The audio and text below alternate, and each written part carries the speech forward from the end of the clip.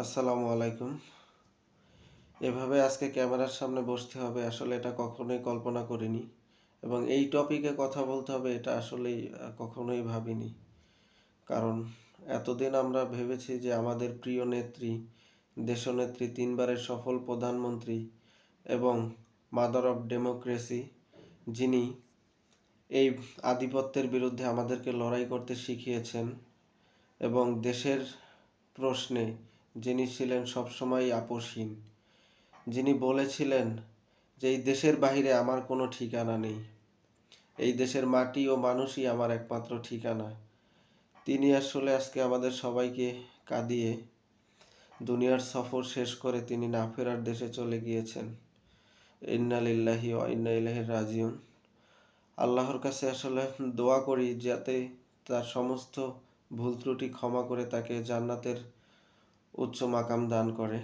আর ভিডিওতে আসার যে মূল উদ্দেশ্য, যাদের কারণে এই ভিডিওতে আসা, আসলে ভিডিও করতে বাধ্য হলাম। সামাজিক যোগাযোগ মাধ্যমে বট বাহিনীর এক ধরনের অপপ্রচারের কারণেই এই ভিডিও করতে বাধ্য হচ্ছি। যে মানুষটা মারা গিয়েছে আসলে তারা বুঝতেছে তাদের বেদনা। আমাদের বিএনপির ভারপ্রাপ্ত চেয়ারম্যান দেশনায়ক তারেক রহমান, তিনি আসলে আজকে সর্বশান্ত হয়ে গেল। কারণ তিনি তার বাবাকে হারিয়েছেন তখন তার বয়স খুবই কম। তারপরে তার ছোট ভাইকে তিনি হারিয়েছেন। এরপরে ছিল একমাত্র তার মা, তিনিও আজকে তাকে একা রেখে না ফেরার দেশে চলে গিয়েছে। এখন আসলে তার আপন বলতে পরিবারের আর কেউ থাকলো না, তিনি একা হয়ে গেলেন। তার ইমোশনটা, তার দুঃখ বেদনাটা আসলে আমরা কেউ বোঝার চেষ্টা করিনি। যারা আমরা এই অপপ্রচার চালাচ্ছি, নিজের বিবেকের কাছে কখনোই প্রশ্ন করে দেখিনি যে আসলে আমার এই অপপ্রচার চালাচ্ছি এর সত্যতা কি। কোনো সত্যতা ছাড়া কোনো একটা খবর পেলেই একজন বলতেছে আর একজন বলতেছে, আসলে এটা অত্যন্ত দুঃখ এবং ঘৃণাজনিত একটা কাজ। কারণ এই স্বৈরাচারের দোসররা এখনো আমাদের দেশে ছড়িয়ে ছিটিয়ে রয়েছে, যারা এই অপপ্রচার চালাচ্ছে। মানুষ তার মৃত্যু নিয়েও রাজনীতি করতে পারে, এটাই বট বাহিনী এবং এই স্বৈরাচারী দোসরদের না দেখলে আসলে বুঝতে পারতাম না।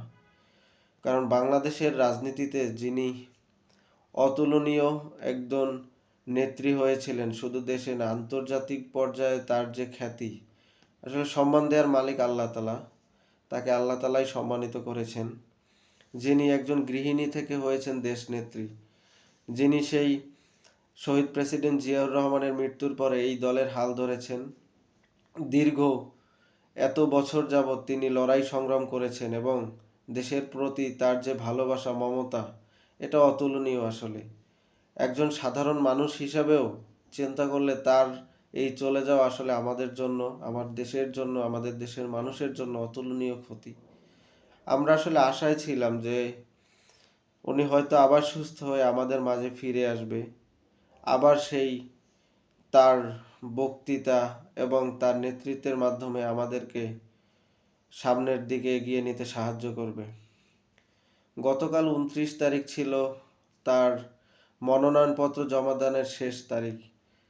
সে যে ৩টি আসন থেকে নির্বাচনের মনোনয়ন নিয়েছিল সেগুলো জমা দিয়েছিল। আমরা আসলে আশাবাদী ছিলাম, বাট আজকে এই সংবাদ শুনতে হবে এটা আসলেই প্রস্তুত ছিলাম না, বা এটা কখনো ভাবিনি। সকালে ঘুম থেকে উঠেই যখন দেখি যে আমাদের দেশনেত্রী আর নেই আমাদের মাঝে, তখন থেকেই হৃদয়ে রক্তক্ষরণ হচ্ছে। আমি কিছুক্ষণ আগেই বাসায় আসলাম, প্রায় 11টার দিকে। ততক্ষণ আমি বিএনপির গুলশানের দলীয় কার্যালয়ের সামনে ছিলাম। দেখলাম মানুষের আসলে যে কি ভালোবাসা তার প্রতি। দেশের বিভিন্ন প্রান্ত থেকে মানুষ অলরেডি এখনই ঢাকায় এসে জড়ো হয়েছে শুধুমাত্র তার প্রতি ভালোবাসার কারণে। যারা এই অপপ্রচার করতেছেন, আমি তাদেরকে অনুরোধ করব যে এগুলো নিজের বিবেকের কাছে একবার প্রশ্ন করেন যে এগুলো আসলে যেটা করতেছেন ঠিক কিনা, বা এর কোনো সত্যতা আছে কিনা। আপনি ধারণা থেকে একটা কথা বলে দিবেন, যে কথাটা বলতেছেন এটা তো মেডিকেলি, সায়েন্টিফিক্যালি কোনোভাবে এটা অ্যাপ্রুভ না, এটা আসলে পসিবল না। আর বিএনপি, আপনাদেরকে মনে করিয়ে দিতে চাই, বিএনপি মানে ভেসে আসা কোনো দল না। এদেশের জনগণের দল হচ্ছে বিএনপি, গণতন্ত্রের দল হচ্ছে বিএনপি। সুতরাং বিএনপির জনপ্রিয়তা হচ্ছে বাংলাদেশের সবথেকে শীর্ষে। তাদের এটা নিয়ে রাজনীতি করার কিছু নাই। আর বিএনপির ভিতরে এই কুচক্রী বুদ্ধি, এই হাসিনার মতো, এগুলো বিএনপির মানুষের বা নেতৃত্বের মধ্যে নাই। দেশনায়ক তারেক রহমান যখন 25 তারিখে দেশ স্বদেশ প্রত্যাবর্তন করেন, তারপর থেকেই তিনি তার মায়ের কাছে ছিলেন, সময় পেলেই হসপিটালে দৌড়ে গিয়েছেন।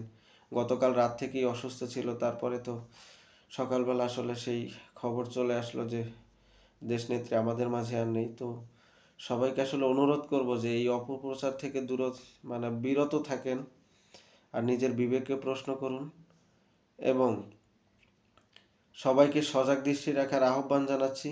এবং সর্বশেষে দেশনেত্রী বেগম খালেদা জিয়ার জন্য সকলের কাছে দোয়া প্রার্থনা করছি। আল্লাহ তাআলা যেন তাকে জান্নাতের সর্বোচ্চ স্থানে পৌঁছে দেন এবং জান্নাতের সর্বোচ্চ মর্যাদা দান করেন। তার জীবনের যত ভুল ত্রুটি ক্ষমা করে তাকে জান্নাতবাসী করেন, এবং তার যে পরিবারের সদস্যদের এই শোক সইবার তৌফিক দান করেন। আর আমরা আসলে বলতে চাই না যে আমাদের নেত্রী আর নেই, তিনি থাকবেন। এই বাংলাদেশ যতদিন থাকবে ততদিন আমাদের হৃদয়ে তিনি থাকবেন। তার আদর্শ এগুলো অনুসরণ করেই আমরা আগামীর বাংলাদেশ বিনির্মাণ করব ইনশাল্লাহ। সবাইকে আসসালামু আলাইকুম। ধন্যবাদ সবাইকে।